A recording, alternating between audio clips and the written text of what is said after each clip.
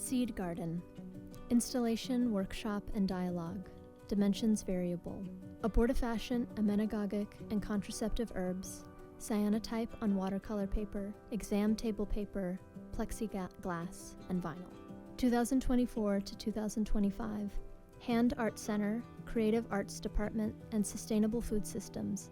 Stetson University, DeLand, Florida, by Landon Newton.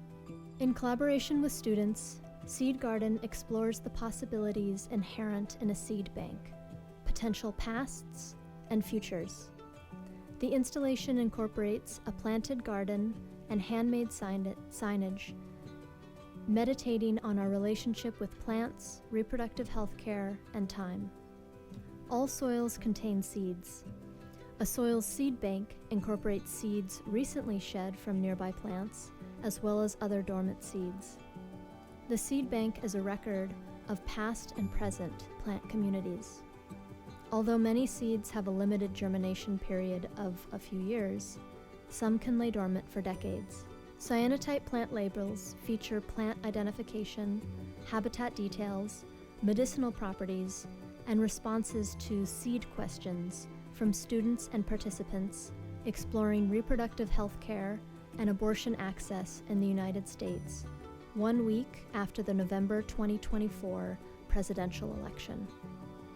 Seed Garden offers both a record of our collective past as well as our possible futures.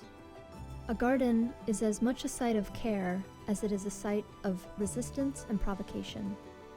Seed Garden is approached through the lens of the ongoing project, the Abortion Herb Garden, a collaborative, research-based installation by the artist, gardener, and independent researcher Landon Newton.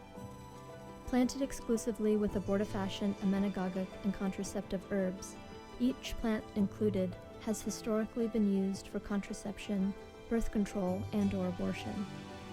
This project calls attention to the history of plant medicine, herbal abortion, and the ways in which people have been managing their fertility throughout history.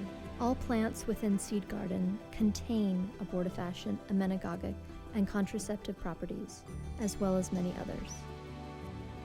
By focusing on abortifacient, emmenagogic, and contraceptive plants, this project gestures to history, regeneration, cultivation, and community.